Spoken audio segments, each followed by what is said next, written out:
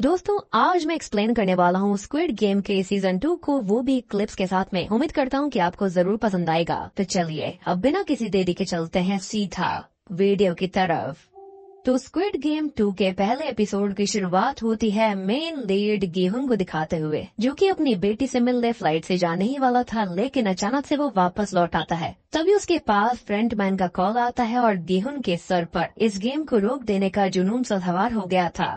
अब वो वापस लौट आता है और सोल सिटी की तरफ निकल पड़ता है। और अब हमको ये पता चलता है कि एंट्री लेने से पहले हर एक प्लेयर के कान के पीछे साइड में एक कैप्सूल चिप को लगाया जाता है, और इसी से वो गेहूं समेत सभी प्लेयर्स को ट्रैक कर पा रहे थे even after going out of the game. तो अब वो सबसे पहले जाता है एक दुकान पर और एक कटर लेता है, जिसके बाद में वो कान के पीछे कट लगाकर उस चिप को उतार फेंक देता है और डिसाइड करता है कि जीते हुए पैसे से ही वो इन गेम ओनर्स को और फ्रंटमैन को बर्बाद करेगा, और उसको लगता था कि ये पैसा सबके खून से रंगा हुआ था। तभी हम शॉकिंगली डिटेक्टिव जुनहो को देख पाते हैं, जिसकी माँ के सामने उसको काफी समय बाद होश आता है, जिसका भाई इनहू ही फ्रंटमैन था। अब जुनहो को गोली मारी गई थी, जिसके बाद उसे आइलैंड के पानी में फेंक दिया गया और उसको आइलैंड के पास ही एक कैप्टन हुआंग ने बचाया था, जो कि अपनी एक लोकल बोट यहाँ पे पिछले कई सालों से चलाया करते थे। खैर अब यहाँ से कहानी 2 साल बाद की दिखाई जाती है, जहाँ पर जुनहो अब सीरियस केसेस को छोड़कर ट्रैफिक पुलिस का काम करता है, इस उम्मीद में कि शायद कभी स्क्विड गेम्स वालों से उसकी मुलाकात हो जाए। अब जुनहो अपने चीफ डिपार्टमेंट हायर अथॉरिटीज से भी काफी कुछ इन गेम्स के बारे में बता चुका था, लेकिन ऑब्वियसली बिना सबूत के कोई भी डिपार्टमेंट एक्शन लेना नहीं चाहता था, या फिर ये भी हो सकता है कि सब इसके अंदर मिले हुए होंगे।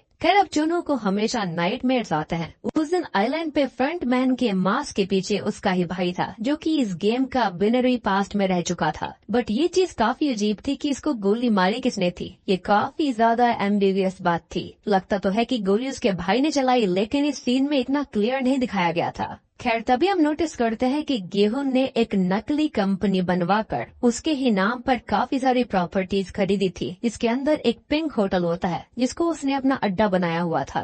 खैर उसके पास अब पैसे की कोई कमी नहीं थी। उसने इनाम में 45.6 बिलियन बॉन्ड्स को जीता था, जो कि इंडियन रुपीज में करीबन 270 करोड़ रुपए होते हैं। पास्ट में मैंने 281 करोड़ कहा था, लेकिन ये जो फिगर है ये असल में 2024 की इन्फ्लेशन एडजस्टेड फिगर थी। इनफैक्ट गेहूं ने तो मिस्टर किम और उसके साथ ही वू सॉक को भी हायर कर लिया था उस सेल्समैन को ढूंढने के लिए, जो कि ट्रेन टू बुसान का बेहतरीन एक्टर गोंग यू है। लेकिन पिछले 2 साल से अब तक वो उसको ढूंढ नहीं पाए थे। मिस्टर किम वही है जिससे कि गेहूं ने पार्ट 1 में यानी कि सीजन 1 में उधार लिया था, लेकिन गेहूं ने उसका उधार भी चुका दिया और मिस्टर किम को एम्प्लॉयमेंट भी दे दी। जी हाँ, और ये लोग सेल्समैन या फिर रिक्रूटर को सोल मेट्रो स्टेशन में 2 साल से ढूंढ रहे थे, लेकिन ढूंढ नहीं पाए थे। अब गेहूं पैसा बढ़ाता है और निगरानी को भी। अब 2024 का जुलाई आ चुका था और दूसरी ओर जुनहो भी कैप्टन हुआंग के साथ हर एक आइलैंड को ढूंढ रहा होता है, लेकिन उसके हाथ कोई भी कामयाबी नहीं लगती। मिस्टर हुआंग भी उससे परेशान थे कि वो किस चक्कर में पड़ गए। इनफैक्ट वो तो जुनहो को पुलिस की नौकरी छोड़कर अपने साथ काम करने का भी ऑफर देते हैं, लेकिन जुनहो के सर पर भी आइलैंड ढूंढने का भूत सवार था, क्योंकि गेम के चक्कर में वहाँ पर 454 लोग हमेशा मारे जाते थे। अब गेहूं ने 1 बिलियन वॉन तक का प्राइस भी ऑफर कर दिया था सेल्समैन को ढूंढने के लिए, जिसके चलते मिस्टर किम और वू सॉक इस काम में पूरी शिद्दत से जुट जाते हैं। लेकिन जुनहो अब हार मान चुका था, साथ ही साथ मिस्टर किम और वू सॉक भी हार मानने वाले थे। लेकिन तभी अपोजिट ट्रेन लाइन पर उसको दाकची गेम खेलने की आवाज आती है। वो समझ जाते हैं कि ये वही सेल्समैन है और बस वो सीधा गेहूं को इन्फॉर्म कर देते हैं, जिससे कि वो स्टेशन की तरफ निकल पड़ता है। मीनवाइल वो दोनों उसका पीछा करते हैं, क्योंकि वो एक लड़के के साथ गेम खेलकर उसको ज्वाइन करने के लिए इनविटेशन कार्ड भी देकर गया था। ये लड़का काफी नीडी लग रहा था और उसके पास में उसकी पास्ट इंटरेस्ट यानी कि एक लड़की का फोन भी आता है, जिसको वो अटेंड नहीं करता। सबसे बड़ी बात ये होती है कि ये लड़की प्रेग्नेंट थी और उसके हाथ में भी वही गेम इनविटेशन कार्ड था, यानी कि उसको भी ये ऑफर मिला। अब ये जो लोग हैं वो प्लेयर्स के तौर पर सबसे ज्यादा कर्ज में डूबे हुए लोगों को चुना करते थे, एंड ऑब्वियसली इतने बड़े बड़े लोग वीआईपीज थे, तो उनके कॉन्टैक्ट्स बहुत ही ज्यादा थे। खैर तभी हम सेल्समैन को देखते हैं जो कि एक दुकान से 100 लॉटरी टिकट्स और ब्रेड लेकर बाहर आता है। मिस्टर किम और वू सॉक उसका पीछा अभी भी कर रहे थे। सेल्समैन अब एक पार्क के अंदर जाता है जो कि वहाँ के बेगर्स को या तो लॉटरी चुनने के लिए कहता है या फिर ब्रेड को। एक को छोड़कर सभी लॉटरी चुनते हैं इस लालच में कि पैसे आएंगे, लेकिन किसी के हाथ सफलता नहीं लगती। अब तभी सेल्समैन उन्हीं भूखे लोगों के सामने ब्रेड को अपने पैरों से कुचल देता है, ये कहते हुए कि वो सब लालची हैं। ब्रेड चुन सकते थे लेकिन उन्होंने लालच को चुना और वो यही डिजर्व करते हैं। जिसके बाद वो वहाँ से निकल जाता है और मिस्टर किम अभी भी उसका पीछा करते हैं। साथ ही साथ उसकी सारी की सारी लोकेशंस अभी भी गेहूं को शेयर करी जा रही थी। बट होता यह है कि ओवर स्पीडिंग की वजह से गेहूं को चुनहो और उसका एक साथी रोक लेते हैं। आज चुनहो अपने नए साथी को चालान काटने भेजता है। वो खुद वहाँ पर नहीं गया था क्योंकि अगर जाता तो वो उसको वहीं पर पहचान जाता और उसे वहीं रोक लेता। खैर गेहूं बिना कुछ कहे ही टिकट लेकर चला जाता है और ये चीज चुनहो को काफी अजीब लगती है क्योंकि नॉर्मली लोग काफी ज्यादा मिन्नतें किया करते थे। खैर उसकी कार में ढेर सारी स्क्रीन्स भी होती हैं जिससे कि चुनहो के साथी को शक होता है, पर वो जैसे ही लाइसेंस को चेक करते हैं तो उसका दिमाग घूम जाता है क्योंकि गेहूं वही आदमी है जिससे पूछताछ करने वो शुरुआत में गया था। इनफैक्ट गेम के दौरान उसने गार्ड बनकर अपने भाई के बारे में भी उससे पूछा था। मीनवाइल सेल्समैन को खुद ही पकड़ने के चक्कर में सेल्समैन जो होता है वो मिस्टर किम और उसके साथी को ही पकड़ लेता है। अब जब तक गेहूं वहाँ पर आता है वो दोनों गायब हो चुके थे। ऑब्वियसली सेल्समैन ने उनको किडनैप कर लिया था। सेल्समैन उसको ऊपर से देखता भी है और वो समझ जाता है कि गेहूं उस पर नजर रख रहा था। अब तभी सेल्समैन मिस्टर किम और वू सॉक को बांधकर उनके साथ में रॉक पेपर सीजर्स खेलता है, जिस दौरान मिस्टर किम अपनी कुर्बानी दे देते हैं। और यहाँ पर हम गेम के दौरान सुमिको म्यूजिक कंपनी का रिकॉर्ड प्लेयर भी देखते हैं जो कि एक कंपनी है जहाँ पर वो म्यूजिक बॉक्सेस वगैरह बनाया करती है।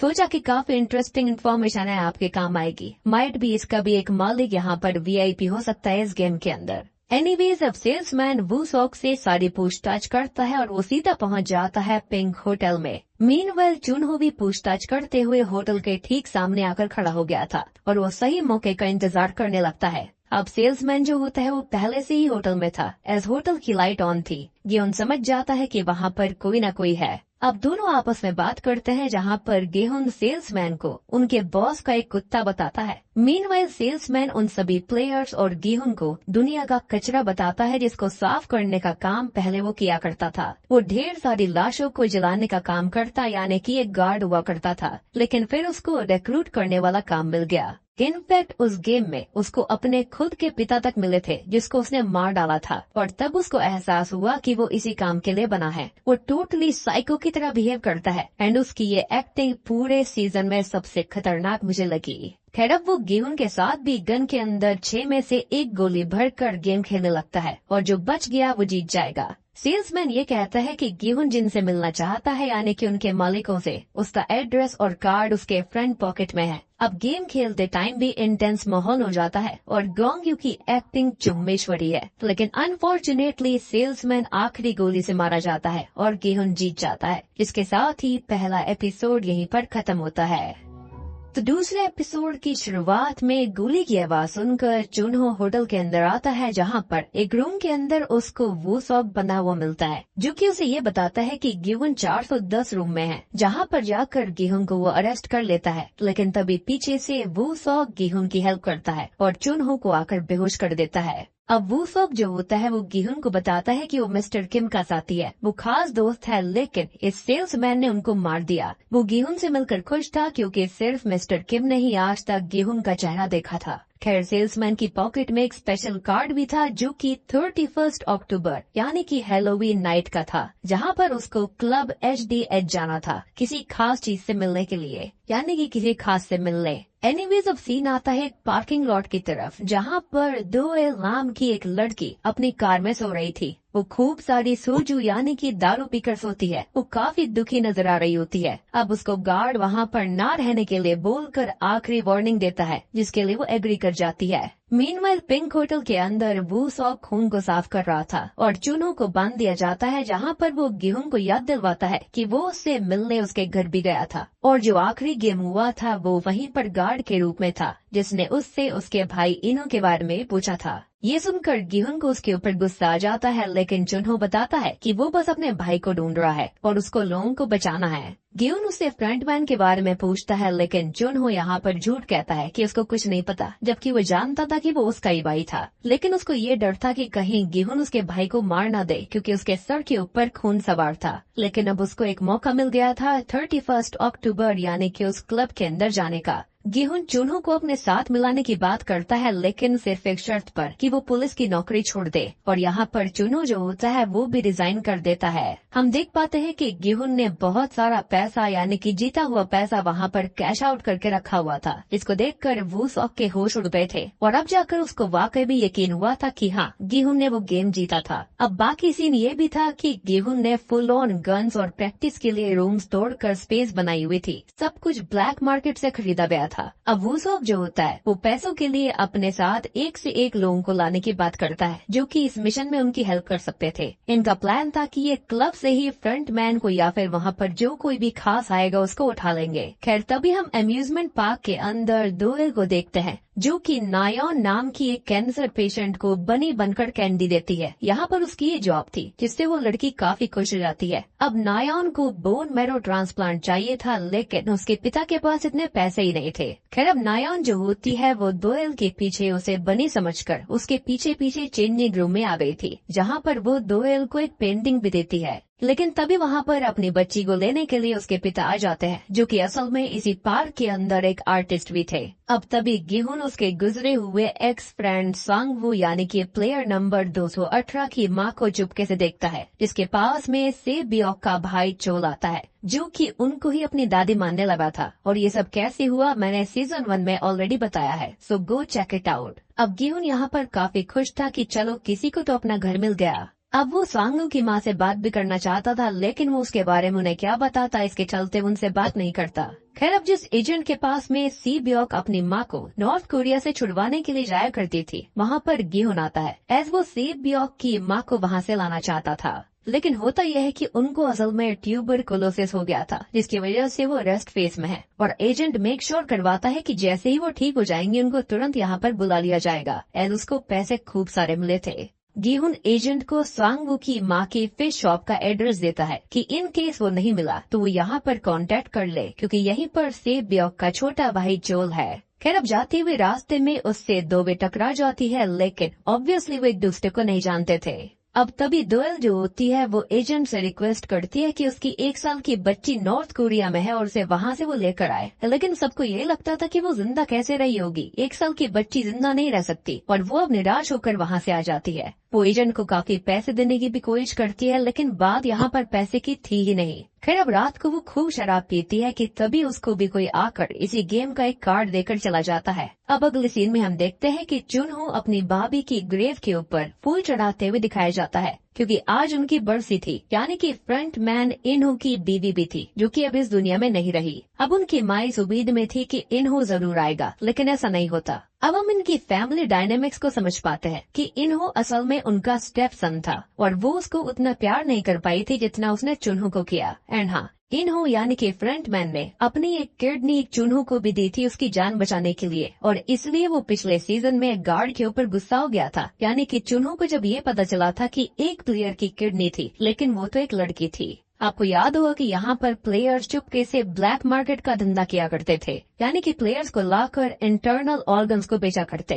खैर चुन्हो की भाभी की भी तबीयत काफी खराब रहा करती थी, लेकिन वो कुछ नहीं कर पाए और वो चल बसी। उनको बचाने के लिए ही इन्होंने रिश्वत ली थी, जिसके चलते उसको नौकरी से निकाल दिया गया। नाउ वी नो कि वो उस गेम में कैसे गया होगा, एंड आई बिलीव कि जीतने के बाद भी शायद उसकी बीवी नहीं बच पाई होगी, तो वो वहीं पर रुक गया। या फिर यहाँ पर कोई मुद्दा हो सकता है, लेकिन मेन बात यही थी कि इन्होंने चुन्हो के ऊपर एहसान किए थे, उसको जिंदगी दी थी, और इसलिए वो अपने भाई को ढूंढ रहा था। सबसे बड़ी बात कि वो उसको देखते ही इसलिए इमोशनल भी हो जाता है। खैर अब अम्यूजमेंट पार्क के अंदर दोएल डिसाइड करती है कि उसको भी वो गेम ज्वाइन करना है, और वो नौकरी छोड़ देती है। मीनवाइल हम नोटिस करते हैं कि नायोन यानी कि वही बच्ची जिसको कैंसर है, उसकी तबीयत बिगड़ जाती है। अब तभी उसे हॉस्पिटल में एडमिट किया जाता है, जहाँ पर दोएल भी उसे देखने और उसकी टोपी लौटाने आई थी। वो उसके लिए भी इस गेम के अंदर जाना चाहती थी ताकि उसका इलाज हो पाए। इनफैक्ट एक नई मेडिसिन मार्केट में आ गई थी जो कि अभी ट्रायल फेज में है, लेकिन उसके लिए पैसा लगता तो नायोन के पिता इसके लिए राजी हो जाते हैं। मीनवाइल पिंक होटल के अंदर एक डेंटिस्ट आता है और गेहून ने अपना असली दांत उखड़वा कर उसके अंदर नकली दांत के साथ एक ट्रैकर फिट करवाया था ताकि वो पकड़ा भी जाए तो ये लोग उसको ट्रेस कर लें। अब जो वूसॉक होता है वो अपने साथ में एक्स स्पेशल फोर्सेस ऑफिसर्स को लेकर आया था ताकि उनकी टीम काफी स्ट्रांग हो जाए। अब गेहून आखिरी बार अपनी बेटी को कॉल करता है, वो हेलो हेलो बोलती रह जाती है लेकिन गेहून कुछ कह नहीं पाता। अब डोएल जो होती है उसको एक ब्रिज के नीचे बुलाया जाता है क्योंकि उसने कार्ड के नंबर पर कॉल किया था ताकि वो गेम में एंटर कर पाए। अब तभी 31 यानी कि हैलोवीन की नाइट आ चुकी थी। क्लब के अंदर गेहून और वूसॉक जाते हैं। चुनहो और बाकी स्पेशल फोर्सेस वाले अलग अलग कार में बाहरी इंतजार कर रहे थे, लेकिन तभी 2 स्क्विड गेम वाले गार्ड्स अंदर जाते हैं जिनको चुनहो देख लेता है और वो भी अंदर आ जाता है। अब एक गार्ड तो वूसॉक को बेहोश कर देता है टेजर गन से। अब जो दूसरा गार्ड होता है वो गेहून को एक सीक्रेट रास्ते से एक व्हाइट लिमोजिन के अंदर लेकर जाता है, जिसके अंदर गेहून को छोड़ने पहले फ्रेंड पहनाया था जब वो जीत गया था। अब चुनहो भी इस व्हाइट लिमोजिन को देख लेता है क्योंकि यहाँ पर गिनो का ट्रैकर काम कर रहा था और वो स्पेशल फोर्सेस को उनका पीछा करने के लिए कहता है और खुद भी अलग कार में उनका पीछा करता रहता है। लेकिन तभी उन पर हमला होता है, सबकी कार्स के टायर ब्लास्ट कर दिए जाते हैं। स्पेशल ऑफिसर्स के टायर्स को स्नाइपर्स ने पंक्चर किया था और जो चुनहो होता है उसके टायर के अंदर पहले से ही एक बॉम्ब टाइप की चीज को ब्लास्ट करवा दिया जाता है जिससे कि उसका टायर फट गया था। यानी कि उनके प्लान के बारे में फ्रंटमैन पहले ही समझ चुका था। गेहून अब ड्राइवर साइड शूट भी करता है लेकिन ग्लास जो था वो बुलेट प्रूफ था। अब फ्रंटमैन उसका मजाक बनाता है कि यही था उसका मास्टर प्लान, उसको मारने चला था इस छोटी सी गन से। लेकिन अब फाइनली गेहून कहता है कि मुझे इस गेम में फिर से ले चलो, हिम्मत है तो करके दिखाओ। बस फ्रंटमैन इसके लिए एग्री कर जाता है और कहता है कि उसको उस दिन फ्लाइट ले लेनी चाहिए थी, लेकिन कुछ लोग वही कीचड़ वाली जिंदगी चाहते हैं और बस गेहून को बेहोश कर दिया जाता है क्योंकि वहाँ पर बेहोशी वाली गैस छोड़ी गई थी। एंड शॉकिंगली फ्रंटमैन ही इस कार का ड्राइवर भी था। अब चुनहो और ऑफिसर समझ जाते हैं कि प्लान भी इस्तेमाल करना पड़ेगा, यानी कि दांत वाले ट्रैकर का, एज वो अभी भी एक्टिव था। तभी हम देखते हैं कि डोएल जो होती है वो ब्रिज के नीचे आ चुकी थी जहाँ पर 3 ट्रक थे और फाइनली हम देख पाते हैं कि ये प्लेयर्स को हायर करने वाला सिस्टम नहीं था बल्कि गार्ड्स कैसे हायर होते हैं वो हमको पता चलता है और ये गार्ड्स के लिए हायरिंग हो रही थी। जी हाँ, और डोएल जो होती है उसे गार्ड नंबर 11 की पोजीशन मिलती है। इसके साथ ही एपिसोड 2 भी खत्म हो जाता है।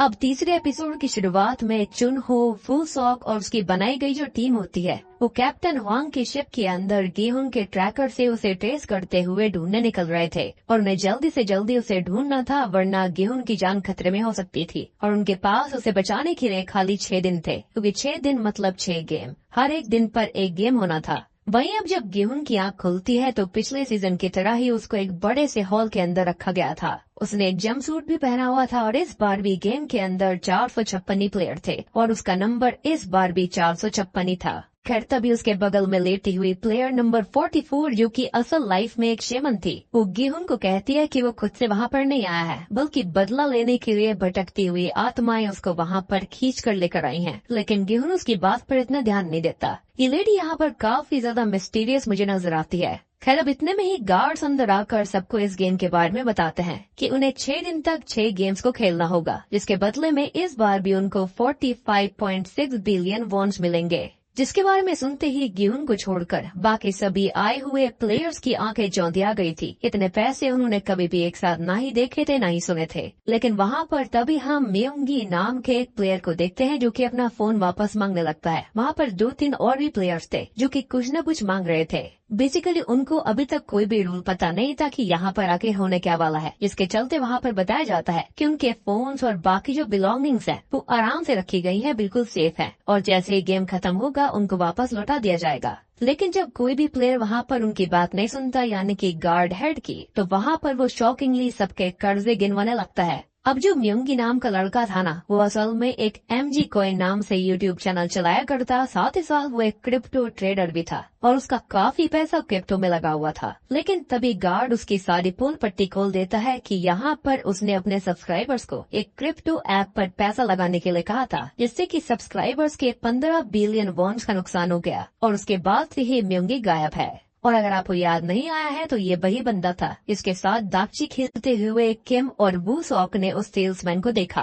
और मैंने आपको कहा भी था कि उसकी हालत ठीक नहीं लग रही थी। इवन अब गार्ड्स ने एक एक करके सबके कर्जों के बारे में बताना चालू कर दिया था, जिसका मतलब साफ था कि इस बार भी यहाँ पर उन्हीं लोगों को लाया गया था जिनके ऊपर बहुत ही ज्यादा कर्जा चढ़ा हुआ था। एंड ऑब्वियस सी बात है, वो बहुत ही ज्यादा नीडी थे और इतने नीडी कि अगर वो बाहर रहते तो उनकी जिंदगी चली जाती, तो उन्होंने यहाँ पर आना ही ठीक समझा। इवन वहाँ पर हम एक थोड़े से बूढ़े व्यक्ति जोंग दे को देखते हैं जिसके ऊपर पूरे 10 बिलियन वॉन का कर्जा था, जिसके बारे में सुनते ही सबके होश उड़ गए थे। लेकिन तभी वो सबको डांट देता है कि इतना कर्जा लेने के लिए एक स्टेटस भी होना चाहिए। खैर, इस बार भी गेम के रूल सेम ही थे, बस यहाँ पर एक नए रूल को इंट्रोड्यूस करा जाता है कि हर एक गेम खत्म होने के बाद नए प्लेयर्स के साथ वोटिंग करी जाएगी कि वो आगे कंटिन्यू करना चाहते हैं या फिर नहीं करना चाहते। और अगर मेजोरिटी उसमें जीत जाती है कि वो बाहर जाना चाहते हैं, तो जो यहाँ पर खेलना चाहते होंगे ना, उनको भी उनके साथ बाहर जाना होगा। लेकिन अगर मेजोरिटी वो जीतती है जो कि गेम को खेलना चाहती है, तो यहाँ पर जो गेम को नहीं खेलना चाहते होंगे उनको भी यहाँ पर रहकर गेम खेलना पड़ेगा।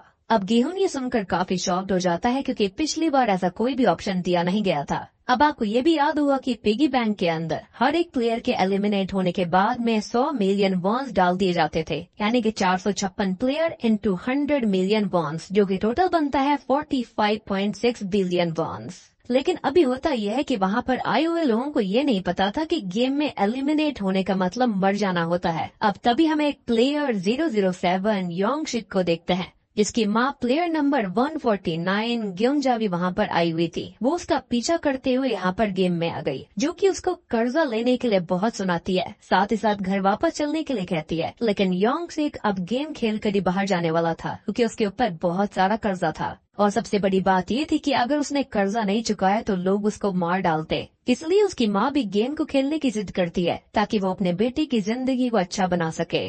खैर, इसके बाद में सभी लोगों से कंसर्न फॉर्म को साइन करवा लिया जाता है कि वो इस गेम को अपनी मर्जी से खेल रहे हैं। खैर, अब इसी दौरान हम वहाँ पर एक रैपर सुबोंग यानी कि थानोस को देख पाते हैं। उसके साथ में दामग्यू नाम का भी एक प्लेयर था और वो म्योंगी को परेशान करने लगता है, जिसका यूट्यूब चैनल था जहाँ पर उसने फ्रॉड किया। असल में यहाँ पर सुबोंग यानी कि थानोस के पैसे भी डूब गए थे, जिसके चलते वो बहुत ही ज्यादा उसके ऊपर गुस्सा करने लगते हैं। वो म्योंगी को पीटने में वाले होते हैं, लेकिन अभी वो ऐसा नहीं करते। अब वहीं चुनहो अभी भी हुआंग और बाकी सबके साथ उस ट्रैकर की लोकेशन वाले आइलैंड की तरफ जा रहा था, पर वहां जाने पर उन्हें पता चलता है कि फ्रंटमैन को असल में गेहूं के ट्रैकर वाले दांत के बारे में पता चल चुका था, जिसको उसने एक मछुआरे को मछलियों के खाने में मिलाकर दे दिया। इसका मतलब साफ था कि अब तक वो गेहूं वाले आइलैंड पर नहीं बल्कि किसी ऐसे ही बेकार वीरान से आइलैंड पर जा रहे थे, और अब उनको मैप की मदद से ही सब कुछ ढूंढना पड़ेगा, यानी कि आसपास के इलाके का फिजिकल मैप जो होता है। और वैसे भी ये बात काफी शॉकिंग होती है क्योंकि उसके दांत के ट्रैकर के बारे में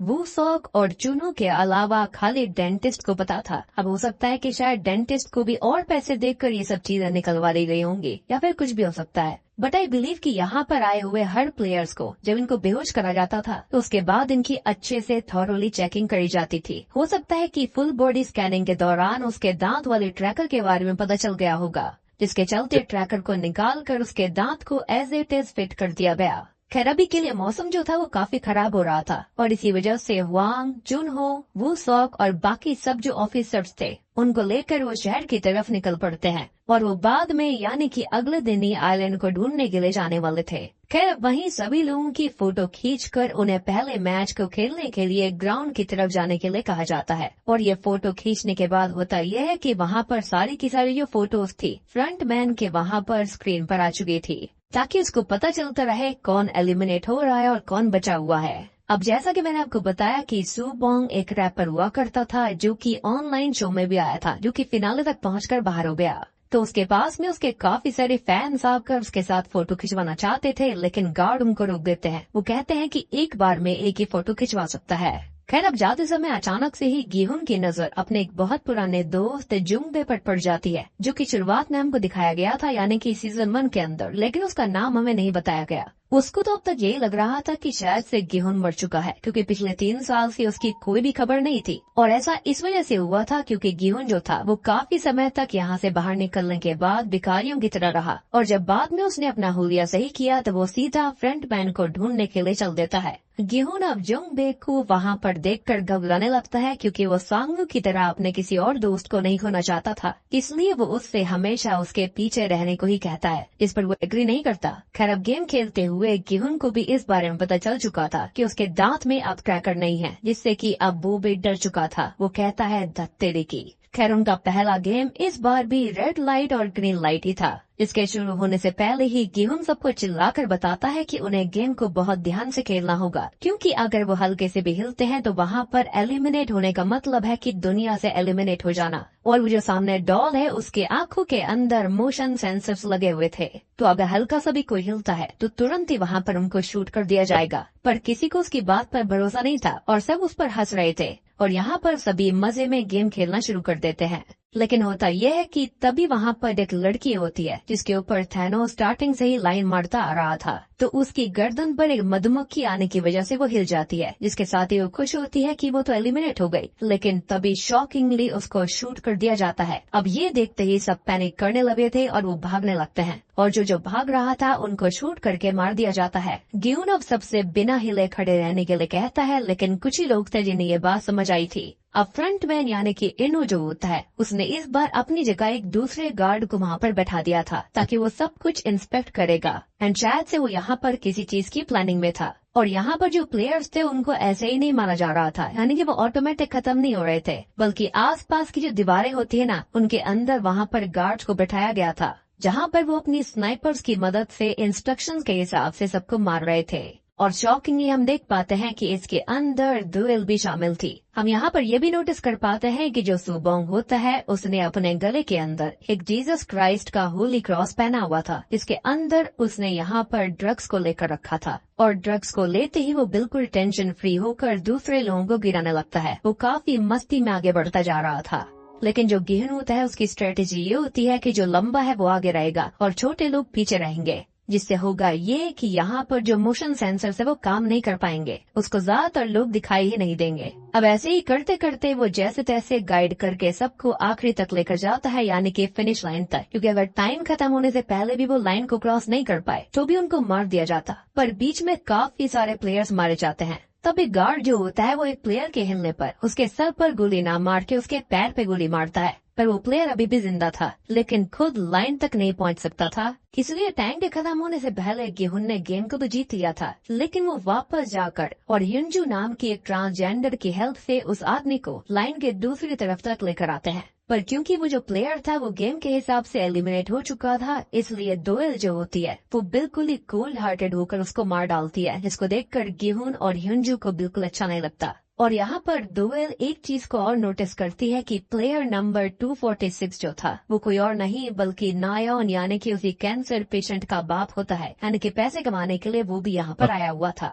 अब वापस जाने के बाद में सभी लोग काफी डरे हुए थे, और जैसे ही गार्ड्स उनके रूम में आते हैं तो सब उनसे अपनी जान की भीख मांगने लगते हैं कि वो बस वापस जाना चाहते हैं। लेकिन इस बार भी सेम सीन होता है, यानी कि वोटिंग वाली चीज होने वाली थी। जैसा कि उन्होंने कहा था कि हर गेम के अंत में वो लोग वोट कर सकते हैं कि बाहर जाना चाहते हैं या फिर नहीं, लेकिन बाहर जाने से पहले वो उनको अब तक का विनिंग प्राइज दिखाते हैं, जो कि 91 लोगों के मरने के हिसाब से 9.1 बिलियन वॉन्स था। और अभी यहाँ पर 365 प्लेयर जिंदा थे, जो अगर उस इनाम में से अपने हिस्से की रकम लेकर चले जाते तो यहाँ पर हर एक के हिस्से में खाली 24 मिलियन वॉन ही आते, जिससे उनका कर्जा तो दूर बल्कि उनका ब्याज तक भी पूरा नहीं चुक पाता। इसलिए आधे लोग तुरंत ही गेम को कंटिन्यू करने के लिए मान जाते हैं, और उन लोगों के पास रास्ता भी था कि अगर वो दूसरा गेम खेलते हैं और अगर दूसरे गेम में जीत जाते हैं और ज्यादा प्लेयर्स एलिमिनेट होंगे तो उन्हें बाहर जाने पर ज्यादा पैसा मिलेगा। अब इस बार गेहूं सबको बोलता है कि उन्हें वोट करके बाहर जाना ही होगा, नहीं तो लोग मारे जाएंगे। जिस दौरान कुछ प्लेयर्स बाहर जाना चाहते थे और कुछ गेम को कंटिन्यू रखना चाहते थे, क्योंकि बाहर जाकर भी उनका कुछ नहीं होने वाला था। लेकिन ज्यादा क्वांटिटी गेम कंटिन्यू रखने वालों की होती है, इसलिए तब गेहूं सबको समझाने की कोशिश करता है कि सबको वापस घर चलना चाहिए, क्योंकि आगे चलकर गेम और ज्यादा खतरनाक होगा। पर तभी जोंगडे यानी कि जिसके ऊपर 10 बिलियन का कर्जा था और सुबोंग यानी कि रैपर थैनोस सभी को गिहुन के खिलाफ भड़काने लगता है कि वो नहीं चाहता कि वो लोग पैसा जीतकर वहाँ से जाए और वो शायद यहाँ पर मिला हुआ है सबसे, जिससे कि बाकी सब भी अब गुस्से में गिहुन के ऊपर ही चढ़ने लग गए थे। लेकिन उसी समय पर योंगशिक की माँ ग्योंगजा और जो गिहुन का दोस्त जुंगबे होता है वो उसकी हेल्प करने के लिए आगे बढ़ते हैं और सबको बोलते हैं कि अगर गिहुन आज नहीं होता तो यहाँ पर और लोग मारे जाते, तो उनको तो उसका शुक्रिया अदा करना चाहिए। और अब जाकर गिहुन ये रिवील कर देता है कि वो यहाँ पर पहले इस गेम को खेल चुका है और उस समय भी सभी लोग मारे गए थे, खाली वो बचा था। इस बात को सुनकर सब डर जाते हैं, लेकिन सुबोंग जो कि ड्रग्स के नशे में हाई था वो मटकते हुए आगे आकर गिहुन से ही आगे के राउंड्स में प्लेयर्स की हेल्प करने के लिए कहता है, जिससे कि अब बाकी सब भी और ज्यादा मोटिवेट हो जाते हैं और अगर उनके साथ प्रीवियस चैंपियन है तो उनको घबराने की जरूरत ही नहीं है। और सब लोग उससे ये पूछते हैं कि उसने 45.6 बिलियन वॉन्स को कहाँ उड़ा दिया, लेकिन वो ये कहता है कि उसने पैसे उड़ाए नहीं है, बल्कि वो यहाँ पर वापस आया है ताकि वो और लोगों की जान को जाने से बचा सके। लेकिन होता यह है कि किसी को भी उसकी बात ठीक से समझ में नहीं आती और सभी सोचते हैं कि चैंपियन उसके साथ है तो यहाँ पर उनकी जीत हो ही जाएगी। खैर तभी अब वोटिंग शुरू होती है वहाँ पर रुकने के लिए या फिर वहाँ से बाहर जाने के लिए। अगर आप ओ को दबाओगे तो आप वहीं पर रुकोगे और अगर क्रॉस को दबाओगे तो आप वहाँ से बाहर जाना चाहते हो। और अब ऐसे ही करते करते उल्टी गिनती से सब कुछ शुरू होता है, यानी कि प्लेयर नंबर 456 से, यानी कि गिहुन से। ऐसे ही करते करते एंड टाइम पर वोटिंग आ जाती है 182 to 182 पर, यानी कि टाई हो गया था और आखिरी वोट जो था वो प्लेयर नंबर 001 के हाथ में था। और नोट करने वाली बात यह है कि अभी तक हमको प्लेयर नंबर 001 दिखाया नहीं गया था। खैर अब ये प्लेयर जाकर सीधा वहीं पर गेम में रुकने के लिए सेलेक्ट कर देता है और 183 वोट्स के साथ में गेम को आगे कंटिन्यू करने वाले लोग जीत जाते हैं। और तभी हम शॉकिंगली 001 की शक्ल देख पाते हैं, जो कि कोई और नहीं बल्कि खुद फ्रंट मैन यानी कि इन्हो था। जी हाँ, यानी कि इस बार इन लाम की जगह वो खुद खेलने आया था, यानी कि चैंपियन वर्सेस चैंपियन का यहाँ पर गेम होने वाला था, क्योंकि आखिरी बार वो भी इस गेम को जीता था और आखिरी विनर जो था वो गिहुन था। और अब आपको समझ में आया होगा कि क्यों फ्रंटमैन ने किसी और को यहाँ पर हायर किया था सब कुछ चेक करने के लिए, क्योंकि वो यहाँ पर खुद इस गेम को खेलना चाहता था। और इसी के साथ में एपिसोड 3 भी खत्म हो जाता है। एपिसोड 4 की शुरुआत में जो मरे हुए प्लेयर्स थे उन लोगों के डेड बॉडी को जो गार्ड्स होते हैं वो फर्नेस में डालने के लिए लेकर जा रहे होते हैं। इनमें से कुछ कॉफिन्स के ऊपर गार्ड्स खास निशान भी बना देते हैं, जो कि था उनके ऑर्गन्स को निकालने के लिए। वहीं अब हम रूम के अंदर गिहुन को देखते हैं, जो कि काफी परेशान बैठा हुआ था, क्योंकि उसको लग रहा था कि वो लोगों को मनाकर यहाँ से ले जाएगा, लेकिन ऐसा नहीं हुआ। उसकी बातें सुनने के बाद में लोगों को और भरोसा हो गया था कि अब वो गेम को जीत जाएंगे। तब जांग भी उसे समझाता है कि इन सब में उसकी गलती नहीं है। खैर इतने में ही उसके पास में इन्हो और कुछ प्लेयर्स भी आ गए थे और अभी वो गिहुन से अगले गेम के बारे में जानना चाहते थे, जिस पर गिहुन उनको बता देता है कि आखिरी टाइम उन्होंने दूसरा गेम दाल गोना खेला था, यानी कि दाल गोना कैंडी वाला। अब तभी वहाँ पर वो बूढ़ा प्लेयर यानी कि जोंगडे चाहता था कि वो इस बारे में ज्यादा प्लेयर्स को ना बताए, ताकि अगले राउंड के अंदर ज्यादा से ज्यादा प्लेयर्स एलिमिनेट हो जाएंगे। लेकिन गिहुन ऐसा नहीं चाहता था, वो यहाँ पर आया ही इसलिए था ताकि ज्यादा से ज्यादा लोगों की जान बच पाए। अब तभी हम ग्योंगजा को देख पाते हैं, जो कि जुनही नाम की एक लड़की के पास में आ गई थी, जो कि असल में वही प्रेग्नेंट लेडी होती है जिसको शुरुआत में एक जगह पर बैठा हुआ दिखाया गया था, यानी कि हॉस्पिटल के अंदर, जहाँ पर वो एबॉर्शन करवाने गई थी। और ये असल में किसी और का लव इंटरेस्ट नहीं बल्कि म्योंगी, जिसका यूट्यूब चैनल था, उसकी ही लव इंटरेस्ट होती है। और इसी का फोन उसके पास वहाँ पर स्टेशन के अंदर आ रहा था, जिसको उसने इग्नोर कर दिया था। खैर अब ग्योंगजा जो होती है वो उसे अपने हिस्से का ऑमलेट देती है, क्योंकि वो जूनी को देखकर ही समझ गई थी कि वो 9 मंथ्स प्रेग्नेंट है और उसकी डिलीवरी भी कभी भी हो सकती है। अब इतने में ही योंगसिक वहाँ पर आकर अपनी माँ को वहाँ से लेकर चला जाता है। अब पास में ही म्योंगी को खाना खाते समय सुबोंग यानी कि थैनोस और दामग्यू वापस से बुली करने लगते हैं, जिस पर म्योंगी उन्हें उल्टा सीधा बोल देता है और गुस्से में सुबोंग उसको मारने लगता है। अब जांग भी इस बात को समझ गया था कि अगर सुबोंग को नहीं रोका गया तो वो म्योंगी को जान से मार डालेगा, लेकिन किसी की भी बीच में आने की हिम्मत नहीं हो रही थी। तब इन्हो उन्हें रोकने के लिए बीच में आ जाता है, पर सुबोंग जो होता है वो इन्हो की बीवी और बच्चों तक पहुंच गया था। इसको सुनने के बाद में इन्हो अपना आपा सा खो देता है, वो उसे पीटना चालू कर देता है और वो उसको जान से ही मारने वाला था। इनफैक्ट वो काफी कमाल का फाइटर होता है, वो 2 लोगों से अकेले ही निपट लेता है। और यहाँ पर सुबोंग की तो डर के मारे हालत खराब हो गई थी, पर बाकी सब इन्हो के लिए तालियां बजा रहे थे। अब तक देहो नाम का एक एक्स मराइन सोल्जर जो होता है वो भी गिहुन की टीम में ही आ गया था और इन्होंने भी गिहुन से बात करते हुए उसके मन में एक खास जगह बना ली थी। अब उसी समय हम ये जान पाते हैं कि गिनहू का जो फ्रेंड जांगबे होता है वो भी असल में एक एक्स मराइन सोल्जर था, जिसके चलते उसकी देहो से काफी अच्छी दोस्ती हो जाती है। अब बात रही यहाँ पर जांगबे के बारे में, तो असल में उसकी भी बीवी अपने बच्चे के साथ उसे छोड़कर चली गई थी क्योंकि वो बहुत ही ज्यादा कर्जे में डूब गया था। खैर तब गिहुन उनको समझाता है कि असल में वो वहाँ पर बस बाहर निकलना चाहता है क्योंकि वहाँ से उसे जो पैसे मिले थे ना वो कहीं न कहीं किसी की जान लेकर कमाए गए थे, इसलिए वो बस इस गेम को कैसे भी बंद करवाना चाहता है। अब आगे हम दोएल को देख पाते हैं जो कि अपने केबिन में जाने के बाद ने प्लेयर नंबर 246 और नायोन के बारे में सोच रही थी और उसके इलाज के लिए उसका पिता भी यहाँ पर पैसे कमाने आ गया था और उसे ये चीज काफी ज्यादा इमोशनल कर देती है क्योंकि उसके खुद की लड़की भी नॉर्थ कोरिया में फंसी हुई थी और सबसे बड़ी बात कि वो जिंदा है या फिर नहीं ये भी वो नहीं जानती। एनीवेज रात में गिहुन को नींद नहीं आ रही थी, तब इनो उसके पास आकर उससे बात करता है। तब हम जान पाते हैं कि इनो की बीवी को असल में लीवर ट्रांसप्लांट की जरूरत थी, लेकिन उसको कोई डोनर नहीं मिल रहा था। इवन जब उसके टेस्ट करवाए गए थे तब ये पता चला था कि वो प्रेग्नेंट है। डॉक्टर ने उसको एबॉर्शन करवाने की सलाह दी थी लेकिन वो नहीं मानी और उसके इलाज के लिए इनो को पैसे की जरूरत थी, जिसके लिए उसकी कंपनी के ही एक क्लाइंट ने पैसे देकर हेल्प करने की कोशिश करी, लेकिन कंपनी वालों को ये लगा कि वो उससे रिश्वत ले रहा था और वो जो रिश्वत वाली बात स्टार्टिंग में जुनहो और उसकी माँ कर रहे थे ना वो यही बात थी और यही रीजन था कि उसे जॉब से निकाल दिया गया था और अपनी बीवी के इलाज के लिए इनो के ऊपर कर्जे पे कर्जा चढ़ता चला गया। वैसे तो ये बात काफी पहले हुई थी लेकिन इनो उसको ऐसे बता रहा था जैसे कि वो प्रेजेंट में उसके साथ ये चीजें घट रही हैं और इसी वजह से वो गेम के अंदर आया है।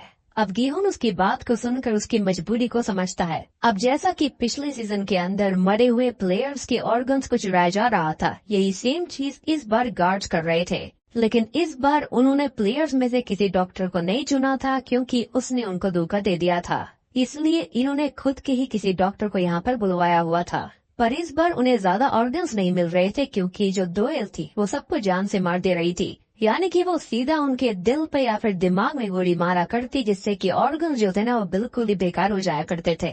अब इन सब में इस बार वो सुपरवाइजर जो था उनका सपोर्ट कर रहा था, जिसको इन्होंने अपनी जगह इंस्पेक्शन का काम दे दिया था और जैसे ही उसको गार्ड नंबर 11 यानी कि दोएल के सबको जान से मार देने के बारे में पता चलता है तो वो दोएल को अपने पास बुलाता है और तब हम ये देख पाते हैं कि जो कंट्रोल रूम के दरवाजे हैं वो मास्क के जरिए ही स्कैन होकर ओपन होते हैं। खैर दोएल को सुपरवाइजर यहाँ डांटने लगता है क्योंकि उसने बचे हुए जिंदा लोगों को दोबारा गोली मारकर खत्म कर दिया था। अब उसी समय हम दोएल के पास्ट के बारे में जानते हैं। किसी वजह से उसने 7 साल पहले एक स्नाइपर से नॉर्थ कोरिया के काफी सारे सोल्जर्स को जान से मार दिया था, लेकिन हुआ ये कि इस चक्कर में उसकी बच्ची वहीं रह रही थी और खुद वो साउथ कोरिया में जख्मी हालत में भाग गई, जिसके बाद ही उसकी मुलाकात सुपरवाइजर से हुई थी और उसको उस पे तरस आया और वो उसको इस जगह पर ये बोलकर लाया था कि वो जिंदगी से हारे हुए लोगों को खत्म करने में हेल्प करेगी और इसके बदले में ही शायद सुपरवाइजर दोएल के खोई हुई बच्ची को ढूंढने की कोशिश कर रहा था।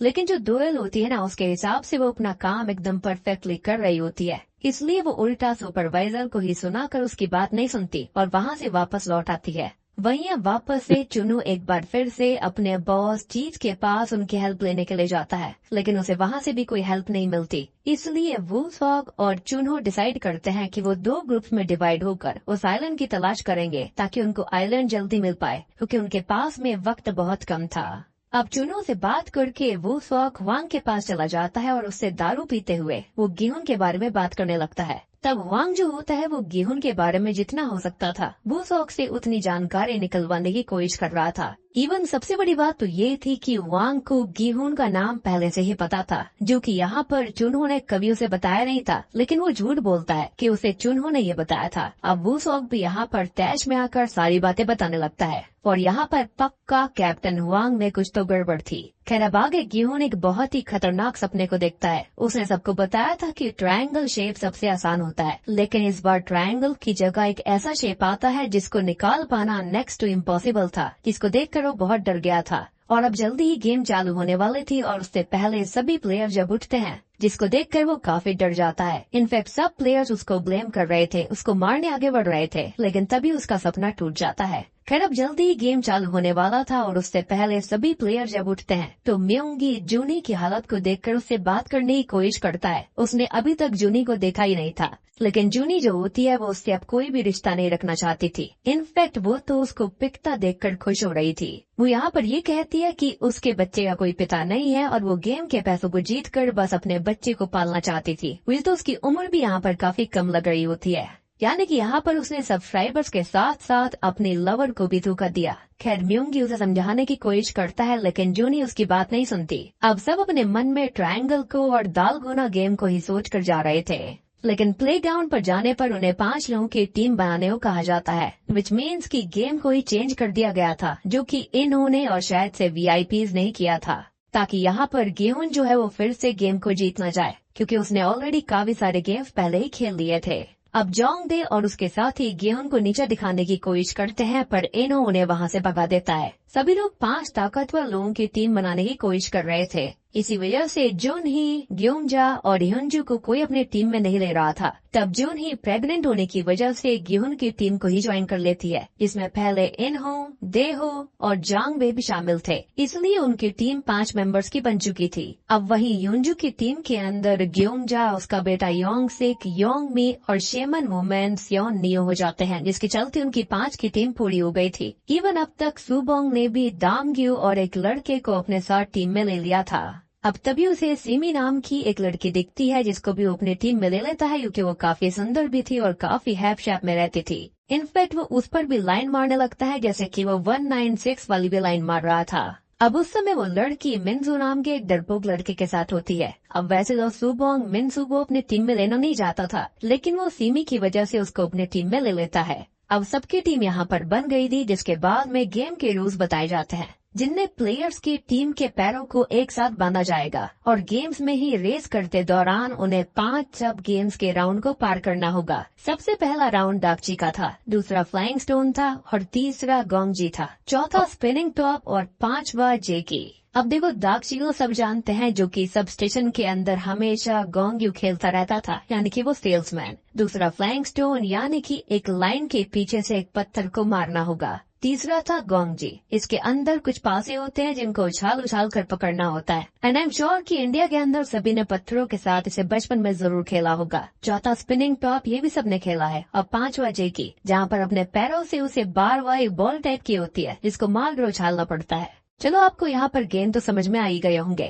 खैर अब 5 लोगों की टीम होती है, तो कोई भी एक आदमी कोई भी गेम खेल सकता था और उन्हीं 5 गेमों को 5 मिनट के अंदर खत्म करना होगा और फाइनल लाइन को क्रॉस करना पड़ेगा। खैर अब गेम चालू होने वाला था। जांगवे डिसाइड करता है कि वो फ्लाइंग स्टोन खेलेगा। अब देहू जो होता है ना, वो गोंगजियो खेलने वाला था, क्योंकि उसकी 4 बड़ी बहनें थी, तो हमेशा वो उनके साथ में उस गेम को खेला करता था। जूनी ये बोलती है कि वो दागची में अच्छी है तो वो उसको खेलेगी। इनो जो होता है वो स्पिनिंग टॉप खेलने वाला था, तो गेहून यहाँ पर फाइनली जेगी खेलेगा। अब इसी तरह से 2 टीम्स को बुलाया जाता है और वो कैसे भी करते करते इस गेम को खेलना शुरू करते हैं, लेकिन वो दोनों ही टीम इस गेम को पूरा नहीं कर पाती और उनको मार दिया जाता है।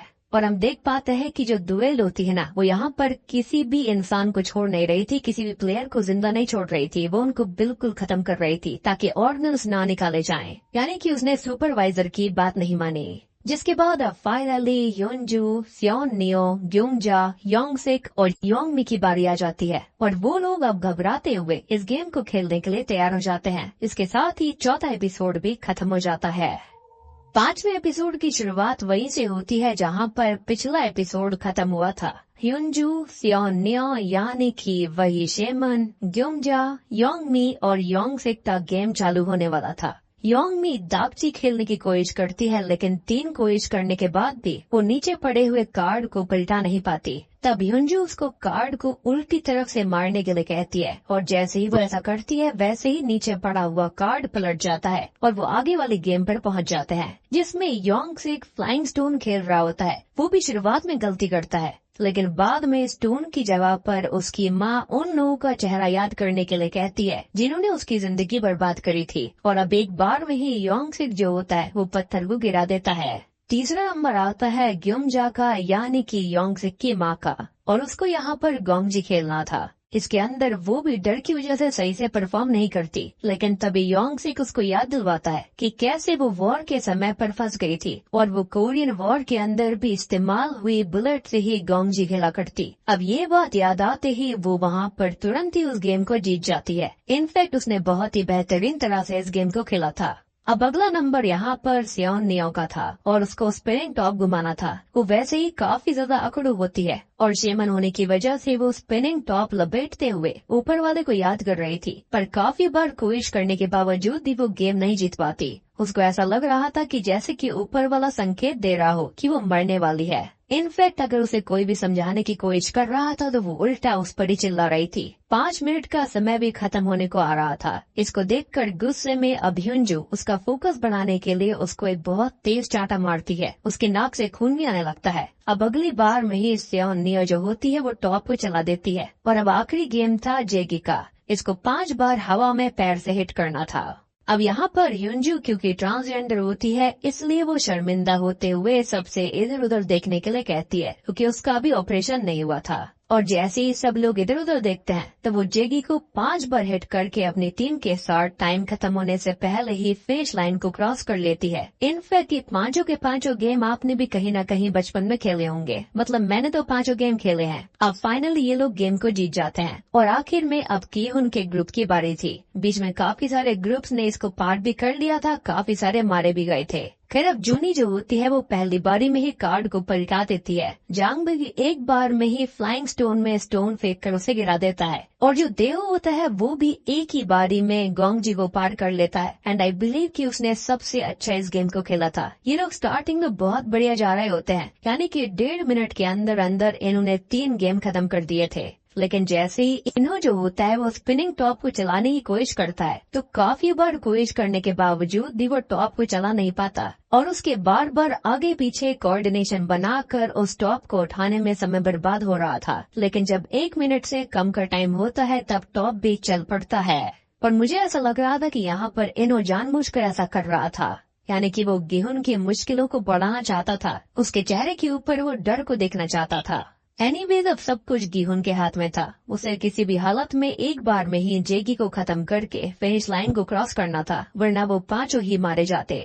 अब गेहूं जेगी खेलना शुरू करता है जिसमें उसे 5 बार पैर से बॉल को हवा में हिट करना था। अब 4 बार तो उसने इसको आराम से कर लिया था, लेकिन 5वीं बार में यहाँ पर जो बाजी थी ना उसके हाथ से निकल रही थी। तभी इन्हों अपने पैर के फोर्स से गेहूं का पैर जेगी से टच करवा देता है और आखिरी टाइम पर वो जीत जाते हैं। उन्होंने सही समय पर फिनिश लाइन भी क्रॉस कर दी थी, लेकिन अनफॉर्चुनेटली उनके सामने टीम होती है, वहाँ पर वो जीत नहीं पाती और मारे जाते हैं। खैर अब ये लोग सोने वाली जगह पर चले गए थे और वो आपस में बात कर रहे थे। इनफैक्ट यहाँ पर काफी सारे लोग दुखी भी थे कि अभी भी इतने सारे लोग बचे हुए हैं। यानी कि आप देख रहे हो लालच कितनी बुरी बला होती है। यहाँ पर लोग लिटरली चाह रहे थे कि सामने वाले मारे जाएं।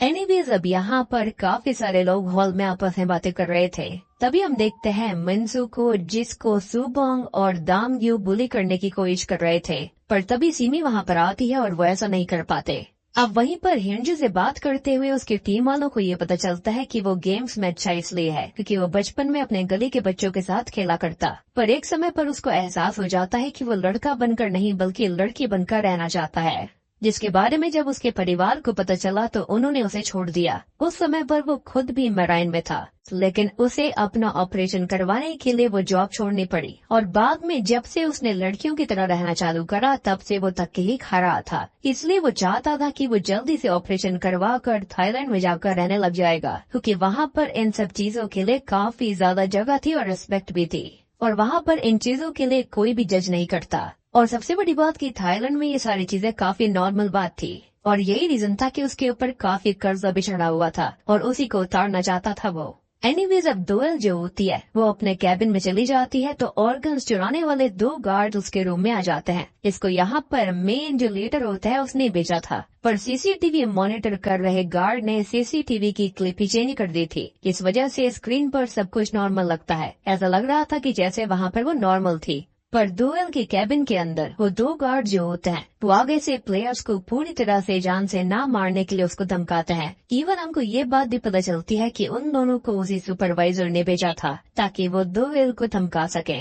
दुएल पहले तो उनसे फाइट बैक करने की कोशिश करती है, लेकिन वो दोनों ताकतवर थे, इसलिए दुएल को वो ओवर पावर करके उसके चेहरे पर एक छोटा सा कट लगाते हैं और उसे धमका कर जाते हैं कि अगर उसने उनकी बात नहीं मानी तो अगली बार वो उसको सेक्सुअली मोलेस्ट करके उसके टुकड़े टुकड़े करके उसे जला देंगे। दुएल यहाँ पर अब थोड़ी देर के लिए इस चीज से डर जाती है। मीनवाइल हॉल के अंदर ग्योन की टीम में सब लोग एक दूसरे की काफी तारीफ कर रहे थे और इतने में ही वहाँ पर गार्ड्स आकर ये बताते हैं कि इस बार 110 प्लेयर्स मारे गए, यानी कि अब खाली 255 प्लेयर्स ही बचे हुए थे, क्योंकि पहले गेम में 91 लोग मारे गए थे।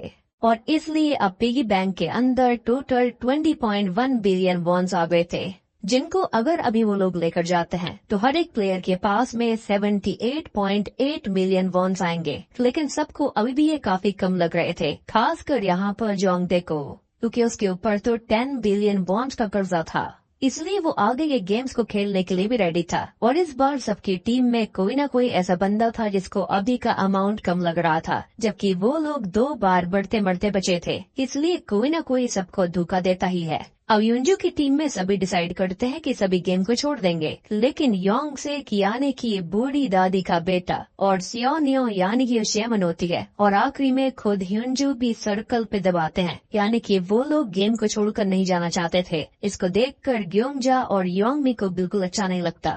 तब इन्हो और गेहुन सबको वापस समझाने की कोशिश करते हैं कि उन लोगों को गेम को छोड़कर चले जाना चाहिए। इतने लोगों को मरता देखकर भी उन्हें चैन नहीं आया, क्योंकि अगर वो नहीं जाएंगे तो कोई भरोसा नहीं है कि अगले गेम से वो वापस लौटेंगे भी या फिर नहीं। लेकिन आधे से ज्यादा लोग पैसों के सामने पूरी तरह से अंधे हो चुके थे, क्योंकि बाहर की जिंदगी भी मौत के बराबर थी।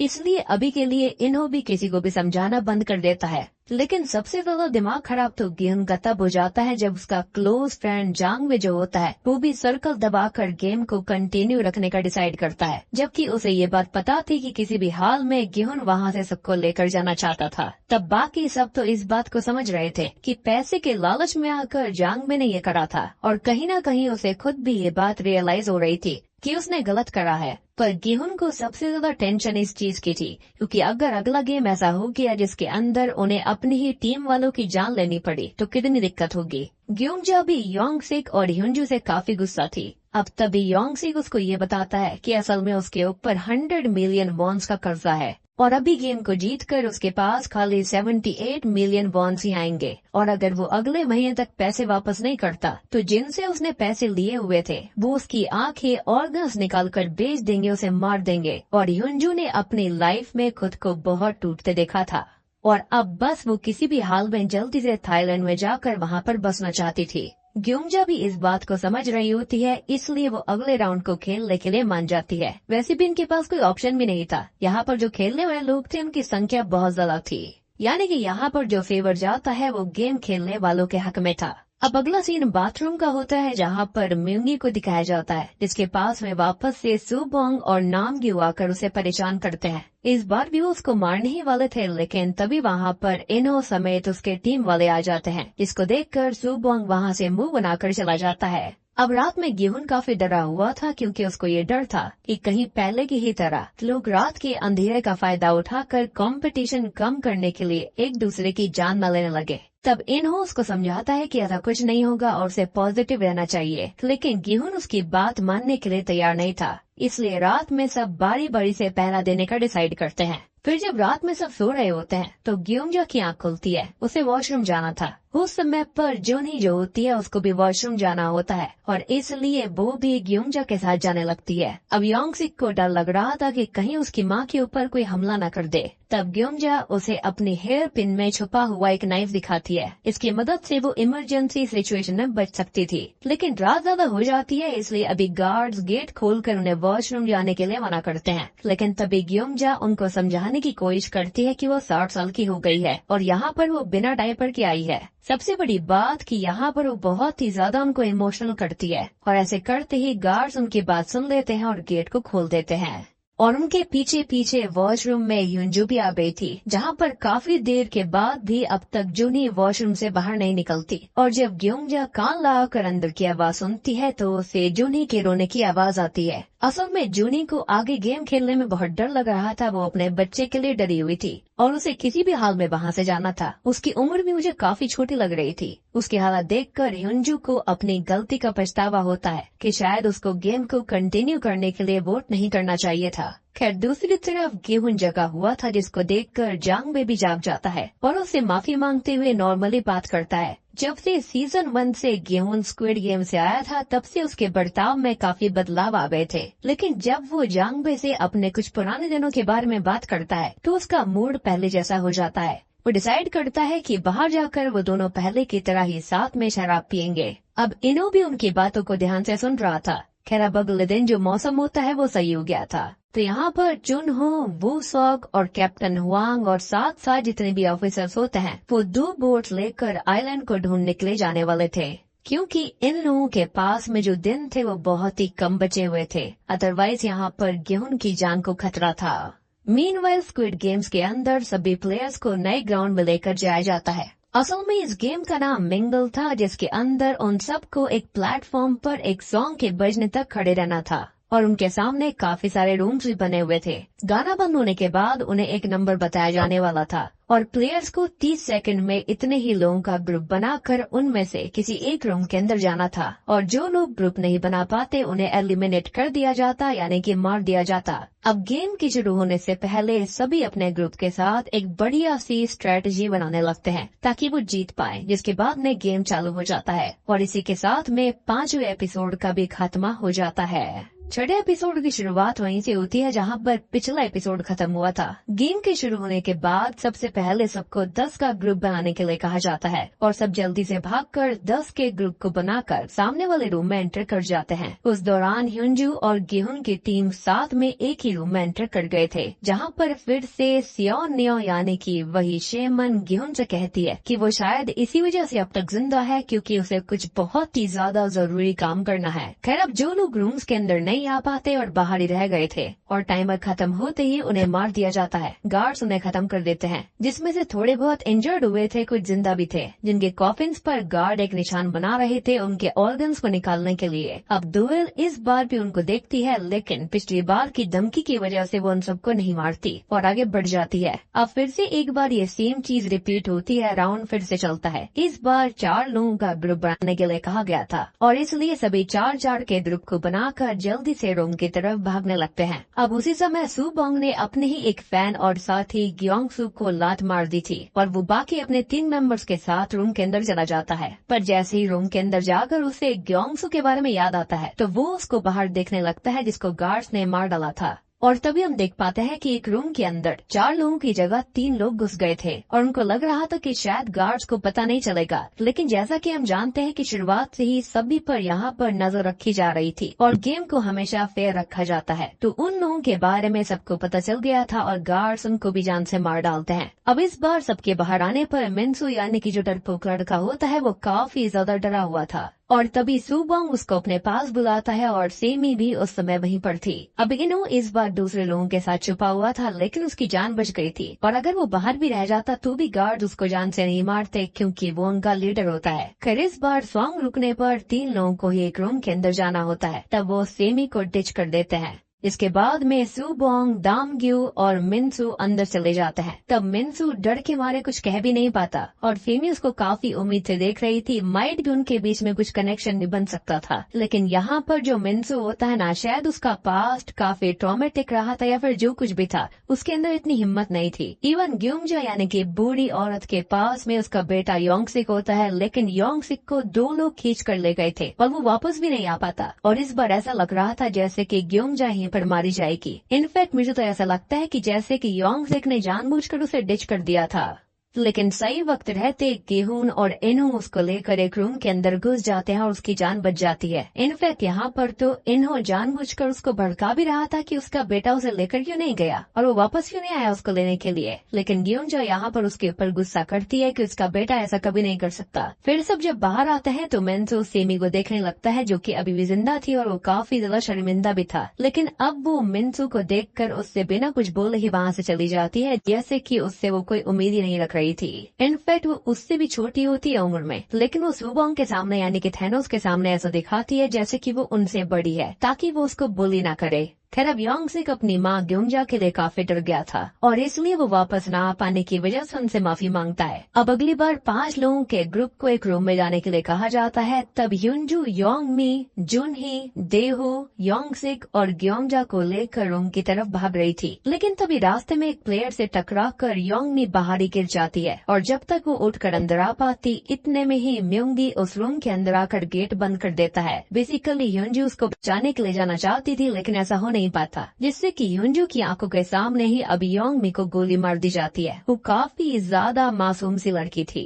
इसको देखने के बाद में युनजू रोते हुए म्योंगी को उल्टा सीधा बोलने लगती है क्योंकि वो लड़की उसे बड़ी बहन बोल रही थी। पर तब म्योंगी उसको ये समझाता है कि 30 सेकंड लगभग खत्म होने वाले थे और अगर वो बाहर चली भी जाती उसे बचाने के लिए तो वो खुद वापस नहीं आ सकती थी, जिसके चलते सारे लोग मारे जाते। और क्योंकि ये बात बिल्कुल सच होती है इसलिए जुनही भी म्योंगी का साथ देती है। लेकिन बाहर जाकर वो म्योंगी से कोई बात नहीं करती और ये कहती है कि वो सही था इसलिए उसने उसका साथ दिया और यहाँ पर वो कुछ भी उनके बारे में ना सोचे, यानी कि फ्यूचर उनका कुछ भी नहीं है। खैर अब इस गेम का फाइनल मैच था जिसके अंदर 2 लोगों का ग्रुप बनाने को कहा गया था और उन लोगों के सामने 50 रूम थे और प्लेयर खाली 126 बचे हुए थे, विच मीन्स कि 26 प्लेयर किसी भी हाल में मारे जाने वाले थे और अगले राउंड में खाली 100 ही लोग पहुंच पाते। तब सभी मेन लीड जो होते हैं वो अपनी जान बचाने के लिए रूम में घुस जाते हैं और आखिर में इन्हो और जांग ही रह गए थे और 10 सेकंड बचे थे और अभी वो जिस रूम में जाते हैं उसके अंदर धोखे से पहले ही एक आदमी होता है जो कि बाहर जाने को तैयार नहीं था। इसलिए टाइम खत्म होने से पहले इन्हो उसकी गर्दन तोड़कर उसे जान से मार डालता है, जिसको देखने के बाद तो जांग काफी डर गया था क्योंकि वो पहले नेवी में रहा था, लेकिन उसके बावजूद भी उसके अंदर खौफ सा आ गया था इन्हो को देखने के बाद। खैर अब बाहर जो बचे हुए लोग थे उन्हें मार दिया जाता है और अब खाली 100 प्लेयर्स गेम में रह गए थे और अगर अभी वो लोग वोटिंग करके बाहर जाते तो हर एक प्लेयर के हाथ में 356 मिलियन वॉन्स आने वाले थे। अब तभी म्योंगी जुनी को साइड में लेकर जाता है और बताता है कि जुनी के साथ बाहर जाकर वो अपना सारा कर्जा चुका देगा और बाद में उनके पास जो पैसे बचेंगे उसको वो अच्छे स्टॉक्स में इन्वेस्ट करेगा। उसके काफी सारे फ्रेंड्स भी हैं, पर जुनी को ऐसा लगता है कि म्योंगी बस उसके पैसे की वजह से उसके साथ रहना चाहता है और इसलिए वो उससे आगे बात ना करते हुए वहाँ से चली जाती है कि वो इन पैसों से अपने बच्चे को खुद संभाल लेगी बिना किसी फादर के। तब उन दोनों को बातें करते हुए दांग्यू और फुबोंग भी देख रहे थे, जो समझ जाते हैं कि इन दोनों के बीच में कुछ तो खिचड़ी चल रही है। अब तक जो प्लेयर्स बचे हुए थे उनमें से 56 वो थे जो कि पहले गेम खेलना चाहते थे और 44 वो थे जो कि पहले गेम में नहीं रहना चाहते थे। मींस कि अगर इस बार वोटिंग में 6 लोग गेम ना खेलने वालों की तरफ आ जाते हैं तो वोटिंग टाई हो सकती है और बाहर जाने के लिए उन्हें 7 लोगों की टोटल जरूरत थी। अब गेहून यहाँ पर चाहता था कि वो एक बार फिर से सबको समझाए, लेकिन इन्हो उसको रोक देता है क्योंकि ऐसे में दोनों ग्रुप्स में लड़ाई हो सकती थी और प्लेयर्स अभी ही एक दूसरे को जान से मारने लगेंगे। फिर जब वोटिंग होती है तो इस बार 50 लोग चाहते थे कि वो गेम को कंटिन्यू करें और 49 लोग चाहते थे कि वो गेम को नहीं खेलना चाहते और इस बार भी फाइनल फैसला इन्हो के हाथ में ही था। वो चाहता तो गेम को कंटिन्यू कर सकता था या फिर गेम को टाई करवा सकता था। जांग को यहाँ पर ऐसा लगता है कि शायद वो गेम को कंटिन्यू करने के बारे में ही सोचेगा और तभी जांग गियोन को ये बात भी बताना चाहता था कि आखिरी मैच में इन्होंने एक प्लेयर की जान ले ली थी, लेकिन तभी इन्हो शॉकिंगली वोटिंग को टाई कर देता है, जिससे कि जांग के मन में चल रही इनसिक्योरिटीज खत्म हो जाती हैं और वो गियोन को कुछ नहीं बताता। अब वोटिंग टाई हो चुकी थी और अगर वोटिंग टाई होती थी तो प्लेयर्स को एक दिन का और मौका मिलने वाला था अपने फैसले को चेंज करने के लिए और अगले दिन वापस से वोटिंग होती। वहीं जुनहो और बाकी सब अभी भी उस आइलैंड को ढूंढने में लगे हुए थे। तब एक आइलैंड पर उन्हें ड्रोन की हेल्प से एक प्राइवेट बंकर टाइप गेट मिलता है, लेकिन वो ड्रोन को ज्यादा नीचे लेकर नहीं जा सकते थे क्योंकि उधर पेड़ लगे हुए थे, इसलिए वो साथ में उधर जाने का फैसला करते हैं। तो उस गेट को खोलते ही वहाँ पर एक धमाका होता है जिससे कि एक मर्सिनरी का आदमी मर गया था, यानी कि स्पेशल फोर्सेस वाला, विच मीन्स कि उन्हें जानबूझकर उस जगह पर उलझा कर रखा गया था। और सबसे बड़ी बात कि स्क्विड गेम वालों को उनके बारे में पल पल की खबर लग रही थी। इसलिए जुनहो अब वॉकी टॉकी पर फ्रिक्वेंसी को बदलने के लिए और फोन को कम इस्तेमाल करने के लिए कहता है। हुआंग उनकी बातों को बहुत ही ज्यादा ध्यान से सुन रहा था और इस आदमी में स्टार्टिंग से मुझे गड़बड़ लग रही है, ये आदमी बिल्कुल ठीक नहीं है। एनीवेज दूसरी तरफ डोएल के पास वही दो गार्ड्स आते हैं जो कि उसे आज उसके शांत रहने की वजह से मॉक कर रहे थे। इससे परेशान होकर डोएल अपने कैबिन में चली जाती है। अब रात में खाना खाते समय गिहुन काफी ज्यादा टेंशन में था कि अगले दिन क्या होगा, लोग सच में वापस जाने के लिए मानेंगे या फिर नहीं। और जो जोंग दे होता है यानी कि जिसके ऊपर 10 बिलियन वॉन्स का कर्जा था, जो बूढ़ा आदमी था, वो किसी भी हाल में वापस नहीं जाना चाहता था। और वो जो प्लेयर घर जाना चाहते थे उन्हें भी वो भड़का रहा था कि वो वापस ना जाए, उनको काफी पैसा मिलेगा अगर वो एक गेम और खेल लेते हैं। तभी गिहुन खाने के पैकेट में से स्टील के फोक को नोटिस करता है, यानी कि कांटे को, और वो समझ जाता है कि ऑर्गेनाइजर्स आज बहुत ही ज्यादा एंटरटेन होना चाहते हैं और आज रात वो चाहते हैं कि दोनों ग्रुप्स के बीच में लड़ाई हो जाए और ज्यादा से ज्यादा घर पर वापस जाने वाले लोग मारे जाए ताकि गेम को कंटिन्यू रखा जा सके। मीनवाइल सुबोंग यानी कि थैनोस और दामग्यू मिन्सू को अगले दिन गेम को कंटिन्यू रखने के लिए फोर्स कर रहे थे क्योंकि आज उसने क्रॉस का ऑप्शन चुन लिया था। तभी वहाँ पर मिंगी आ जाता है जो कि सुबोंग को ऐसे करने से मना करता है। ये सब वॉशरूम के अंदर हो रहा था, इससे उन लोगों के बीच बहसबाजी हो गई थी। साथ ही साथ मिंगी ने आसपास उन लोगों को भी बुला लिया था जो कि घर पर वापस जाना चाहते थे। बेसिकली दो ग्रुप्स में लोग बटे हुए थे और वो भी सुबोंग की इस हरकत की वजह से उस पर गुस्सा करने लगते हैं, जिससे गुस्से में आकर सुबोंग जूनी के बारे में उल्टा सीधा बोलने लगता है। एंड ऑब्वियसली ये चीज मिंगी से बर्दाश्त नहीं होती और तब सुबोंग और मिंगी के बीच में लड़ाई हो जाती है, जिसमें सुबोंग मिंगी को जान से मारने ही वाला होता है। लेकिन इसी बीच मिंगी अपनी जेब से कांटा निकालकर सुबोंग की गर्दन में भोंक देता है, जिसको देखकर सब बहुत ही ज्यादा डर गए थे। और इसी के साथ में छठा एपिसोड भी खत्म हो जाता है। 7वें एपिसोड की शुरुआत ठीक वही से होती है जहां पर आखिरी एपिसोड खत्म हुआ था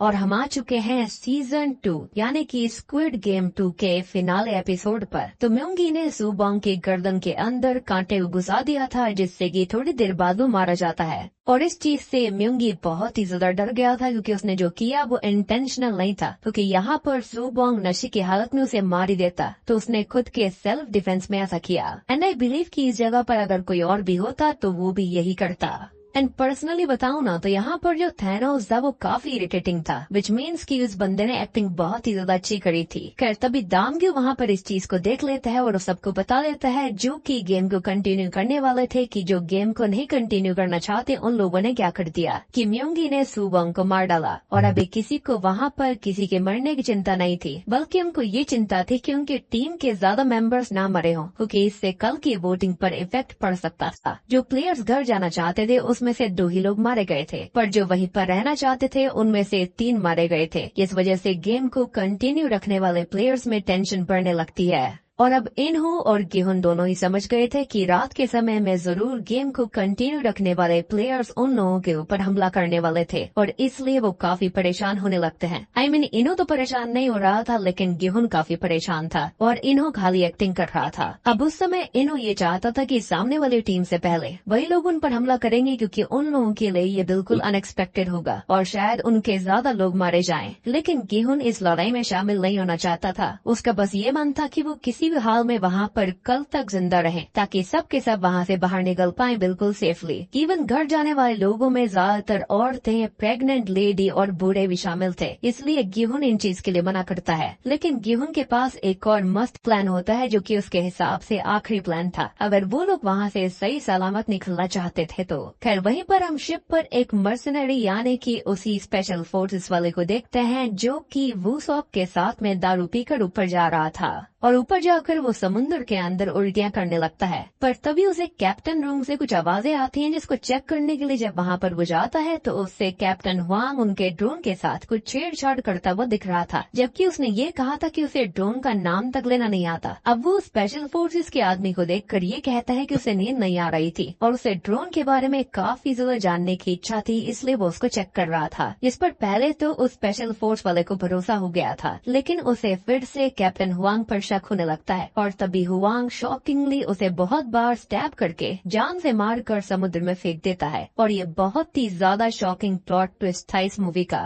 और ये बहुत ही ज्यादा शॉकिंग चीज नहीं थी क्योंकि मुझे पता था ये आदमी स्टार्टिंग से ही ठीक नहीं है, खैर इस चीज की आवाज सुनकर वो सॉग ऊपर आ जाता है। वो कहता है कि उसने किसी चीज की आवाज सुनी थी। इसके चलते हुआंग उसे झूठ बोल देता है कि समुद्र की वजह से ऐसा हुआ होगा और उसे भी आवाज आई थी और इसलिए वो वहाँ पर आया था। इनफैक्ट वो ये भी कहता है कि तूफान की वजह से सामान गिरा था जिसकी वजह से आवाज आई होगी।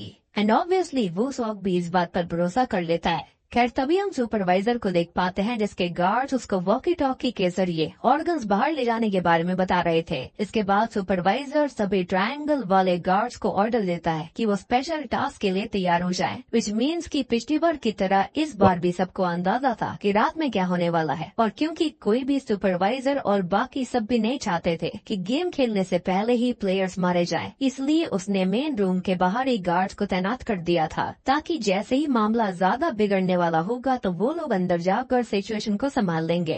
यानी कि ये लोग भी वही चाहते थे कि खाली उतने ही लोग मरे जिससे कि गेम कंटिन्यू हो पाए।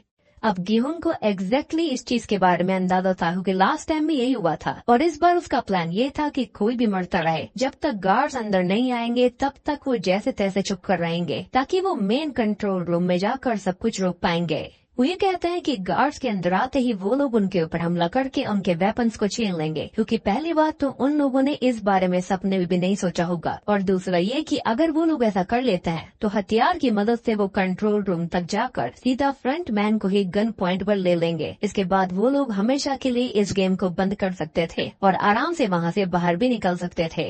और सबसे बड़ी बात कि बेवकूफ गिहोन को ये नहीं पता था कि फ्रंट मैन इनो उसके साथ ही बैठा हुआ था। अब इनो ये सब सुनने के बाद ने काफी शॉक्ड हो गया था क्योंकि उसने खुद भी कभी नहीं सोचा था कि गिहोन इस हद तक प्लानिंग कर सकता है। खैर अब थोड़ी देर के बाद में सारी लाइट बंद हो जाती हैं और धीरे धीरे सर्कल चूज करने वाले प्लेयर्स यानी जो वहाँ पर रहना चाहते थे वो हमला करने के लिए आगे की तरफ बढ़ने लगते हैं। अब लड़ाई शुरू होने से पहले म्योंगी के पास जुनी गई थी और उसने उसको लड़ाई में शामिल होने से मना कर दिया था, इसलिए म्योंगी भी इस लड़ाई में शामिल नहीं होने वाला था और उसको वो अपने मुंह से खून साफ करने के लिए भी कहती है, जिसके लिए वो एग्री करता है। खैर अब दामग्यू की टीम गिहुन की टीम के ऊपर हमला करने लगती है और एक एक करके ढेर सारे प्लेयर्स खत्म होने लगते हैं। किसी को नहीं पता था कि कितने प्लेयर्स मारे गए, लेकिन गिहुन ने अपने सभी साथियों से छुपे रहने के लिए कहा था। तभी दामग्यू की नजर सेमी पर पड़ती है, जिसकी वजह से ही मिनसू ने अपने डिसीजन को चेंज किया था और इसलिए वो गुस्से में सेमी के ऊपर हमला कर देता है। अब ऊपर बेड पर छिपकर मिनसू भी ये सब देख रहा था, लेकिन उसकी हिम्मत नहीं होती कि वो नीचे आकर सेमी की हेल्प करे। उसने सेमी की हेल्प करने के लिए ऊपर से एक बोतल दामग्यू के ऊपर गिराई थी, लेकिन इसका कोई फायदा नहीं होता। तब सेमी दामग्यू से फाइट बैक करने की कोशिश करती है,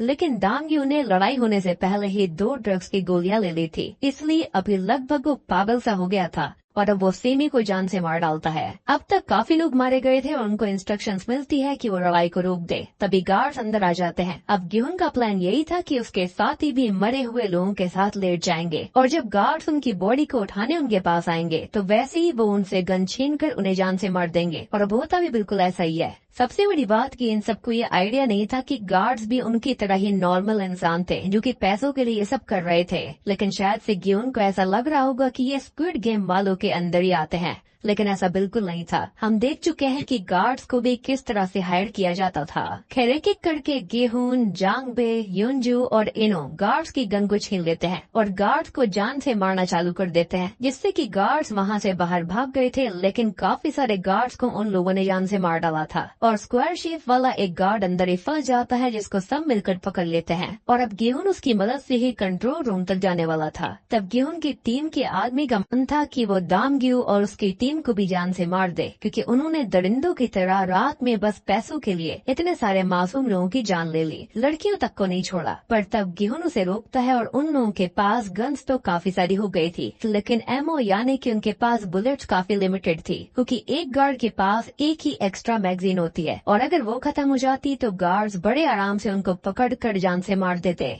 अब देव जो होता है वो वैसे तो नेवी के अंदर था, मगर अभी भी वो बहुत ही ज्यादा डर रहा था, लेकिन अभी इस बारे में किसी को समझ में नहीं आता। इनफैक्ट हमको भी नहीं पता कि वो इतना क्यों डर रहा था। फिर अभी ह्यूनजू सबको गन के बारे में बताती है, क्योंकि वो पहले आर्म फोर्सेस के अंदर ही थी और गिहुन सबसे हेल्प मांगता है कि जिसको भी गन चलानी आती है वो उनके साथ कंट्रोल रूम की तरफ जा सकता है, क्योंकि अगर वो एक बार वहाँ तक पहुँच जाते हैं तो सब कुछ उनके कंट्रोल में आ जाएगा। लेकिन दामग्यू की टीम से कोई भी आगे नहीं आता, क्योंकि वो लोग वैसे वैसे ही ग्रीडी थे और नहीं चाहते थे कि उनके किसी एक्शन की वजह से भी उन्हें पैसे ना मिले। खैर कुछ लोग गिहुन की हेल्प करने के लिए आगे आ जाते हैं। योंग सिक भी उनकी हेल्प करने के लिए जाना चाहता था, लेकिन उसकी माँ उसको जाने से रोक देती है और म्योंगी को भी जुनही ने जाने से रोक दिया था। अब गिहुन, इनहो, युनजू, देहू, जांगबे और कुछ और लोगों के साथ जाने के लिए रेडी था। सबसे पहले गिहुन उस गार्ड से मास्क उतारने के लिए कहता है और जैसे ही सब देखते हैं कि उन गार्ड्स की उम्र बहुत कम थी तो सब बहुत ही ज्यादा शॉक हो जाते हैं। अब गिहुन उससे उनके बॉस तक उन्हें ले जाने के लिए कहता है। वो गार्ड भी डर की वजह से ऐसा करने के लिए तैयार हो गया था। अब उन लोगों के स्टेयर्स के पास जाते ही अचानक से कुछ गार्ड्स उनके ऊपर हमला करने की कोशिश करते हैं, पर वो लोग उनसे फाइट बैक करने की कोशिश करते हैं। उन्होंने और भी काफी सारे गार्ड्स को जान से मार डाला था और इस बार युनजू साथ साथ कैमरास को भी फोड़ते हुए चल रही थी। अब सुपरवाइजर गार्ड्स को इंस्ट्रक्शन देता है कि उनमें से कोई भी कंट्रोल रूम की तरफ नहीं आना चाहिए, पर गिहुन ने जिस गार्ड को पकड़ कर रखा हुआ था वो गिहुन को बता देता है कि कंट्रोल रूम का दरवाजा स्क्वायर शेप वाले मास्क से ही ओपन होता है, या फिर ये कहे कि इस मास्क से ही खुलता है। तभी उस गार्ड को भी सामने से और गार्ड जान से मार डालते हैं और अब वापस से वहाँ पर गन फाइट होना चालू हो गई थी। उन लोगों के पास गोलियां काफी कम बची हुई थी, इसलिए अभी गिहुन जांगबे के साथ कंट्रोल रूम की तरफ जाता है और बाकी सबसे वहीं रुककर गार्ड्स को संभालने के लिए कहता है और सब ऐसा ही करते हैं। इनो भी यहाँ पर उसकी बात मान रहा था। अब देहो के घबराने की वजह से वो गोलियों को बहुत ही ज्यादा बर्बाद कर रहा था। वहीं गिहुन हर दरवाजे को चेक करते हुए जल्दी ही कंट्रोल रूम के दरवाजे तक पहुँच जाता है और उसने उस गार्ड का मास्क उठा लिया था, जिसकी मदद से वो उस गेट को ओपन कर लेता है और धीरे धीरे ये दोनों ही अंदर बढ़ने लगते हैं। तब सुपरवाइजर काफी घबरा रहा था और अभी वो और गार्ड्स को गिहुन और जांगबे को मारने के लिए भेजता है, पर गिहुन उन गार्ड्स को जान से मार डालता है। लेकिन और भी गार्ड्स आ गए थे जो कि कवर ले लेकर गिहुन और जांगबे पर हमला कर रहे थे। गिहुन और जांगबे ने भी कवर ले लिया था और वो भी संभल कर फायर कर रहे थे क्योंकि उनके पास भी गोलियां कम थी। वहीं इनो के साथ के लोगों की गोलियां खत्म होने लगती हैं और अब तक गिहुन को ये बात पता चल जाती है कि गार्ड्स अपनी पैंट की जेब में भी एक मैगजीन रखा करते थे, इसलिए गिहुन आगे जाकर मरे हुए गार्ड्स की जेब से पहले मैगजीन लेकर आता है और उस समय तक जांगबे उसको कवर दे रहा था और अब इन दोनों के पास कुछ ही गोलियां बची हुई थी और इस बारे में गिहुन ने इन्हो और हिंजू को भी बता दिया था। उनके पास वॉकी टॉकीज भी थे और इसलिए अब हिंजू डिसाइड करती है कि वो अंदर जाकर मरे हुए गार्ड्स की जेब से गोलियां लेकर आएगी, लेकिन देहो अंदर जाना चाहता था। उसे वैसे ही लड़ाई करने में डर लग रहा था और अभी के लिए वो कैसे भी करके वहाँ से निकलना चाहता था, इसलिए वो रूम में जाकर सभी मरे हुए गार्ड्स की मैगजीन्स को जमा करने लगता है। अब इनो के साथ दो और लोग गिहुन के कहने पर कंट्रोल रूम की तरफ जाते हैं क्योंकि इतने सारे गार्ड से एक साथ लड़ने में उन्हें दिक्कत हो रही थी और तब तक वहाँ पर हिंजू जो होती है वो उन सबको कवर देती है। अब इनो तब उन दो प्लेयर्स के साथ पीछे के रास्ते से जाने का फैसला करता है और गिहुन को जाकर इस बारे में बताता है। गिहुन भी इसके लिए मान गया था और जाने से पहले वो इनो को एक मैगजीन दे देता है और ये कहता है कि वो अपने आप मैनेज कर लेंगे, उसको इस चीज की ज्यादा जरूरत है। बेसिकली उसने उसके ऊपर पूरी तरह ट्रस्ट कर लिया था। वहीं देहो को गए हुए काफी देर हो चुकी थी और अब तक वो वापस नहीं आता, इसलिए युनजू खुद उसको देखने के लिए नीचे जाती है। उसको डर लग रहा था कि कहीं वो मर तो नहीं गया, जहाँ पर देहो काफी डरा हुआ था और युनजू तब उससे मैगजीन्स लेकर ऊपर जाने लगती है, लेकिन तब तक नीचे की तरफ गार्ड्स आने लग गए थे। युनजू उन लोगों के आने से पहले अपनी गन में मैगजीन्स लगाने लगती है और जब गार्ड्स के अंदर आने के बाद वो उनको मारने वाली थी तब योंग सिक की माँ ग्युमजा उसको रोक देती है क्योंकि वो नहीं चाहती थी कि गार्ड्स युनजू को मार डाले। कहीं न कहीं वो उसको अपनी बेटी की तरह या बेटी की तरह मान रही थी। अब युनजू भी इस पर मान जाती है। वहीं ऊपर जो दो प्लेयर्स अभी बचे हुए थे उनके पास काफी सारे गार्ड्स आ जाते हैं और उनके पास गोलियां भी नहीं थी। एक प्लेयर के पास एक ही गोली बची हुई थी जिससे वो खुद को ही मार लेता है। इसको देखकर दूसरा प्लेयर सरेंडर करने की कोशिश करता है। मीनवाइल इनो जैसे ही पीछे के रास्ते पर जाता है वैसे ही वो अपने साथ आए दोनों प्लेयर्स को जान से मार डालता है और गिहुन को वॉकी टॉकी के जरिए कांटेक्ट करके ऐसे दिखाता है जैसे कि उसे गार्ड्स ने जान से मार दिया हो। गिहुन को यही लगता है और इसलिए वो काफी ज्यादा गिल्ट में आ गया था। बेसिकली वो समझ रहा था कि इन्हों मारा गया। वहीं बाहर बचे हुए प्लेयर को गार्ड जान से मार डालते हैं और अब क्योंकि गियुन और जांगबे के पास भी गोलियां नहीं बची थी इसलिए वो भी सरेंडर कर देते हैं और तभी वहाँ पर इनो अपने फ्रंटमैन वाले कपड़े पहनकर आ गया था जो कि काफी ज्यादा खतरनाक था और वो छूटते ही गियुन से अपनी आइकॉनिक आवाज में बोलता है, कैसे हो प्लेयर नंबर 456। बन गए हीरो। अब इन्हों यानी कि फ्रंट मैन गिहुन को उसके किए की सजा देने के लिए उसके सामने ही उसके बेस्ट फ्रेंड जांगबे को जान से मार डालता है। कहीं न कहीं इन्हों शायद गिहुन के साथ रहकर समझ गया था कि गिहुन को अपनी इतनी टेंशन नहीं थी जितनी कि उसको अपने दोस्तों की है या फिर आसपास वालों की है, और अब वो गिहुन को पूरी तरह से तोड़ना चाहता था। और तभी गिहुन वहाँ पर बहुत रोने लगता है और गार्ड्स ने उसको पकड़ लिया था, उसे मारा भी नहीं था। बेसिकली अब उसको यहीं पर रखा जाएगा ताकि वो और ज्यादा टॉर्चर हो। लेकिन शॉकिंगली यहाँ पर कहानी खत्म नहीं होती। हम पोस्ट क्रेडिट सीन के अंदर सीजन 3 का सीन देखते हैं। जी हाँ, जहाँ पर हमें ग्राउंड के अंदर दिखाया जाता है एक रेड लाइट ग्रीन लाइट वाली डॉल को, और उसके सामने एक मेल डॉल भी खड़ी हुई थी। वहाँ पर जो आर्टिफिशियल बैकग्राउंड था वो बिल्कुल सनसेट जैसा था, और वहाँ पर एक ट्रैफिक लाइट भी लगी हुई थी जिसके अंदर रेड और ग्रीन लाइट थी, यानी कि ये नॉर्मल रेड लाइट और ग्रीन लाइट से अलग होगा। और ये क्या है, इसके बारे में हमें अगले सीजन के बारे में पता चलेगा जो कि 2025 में ही आने वाला है। तब तक के लिए आप सभी वेट करिए।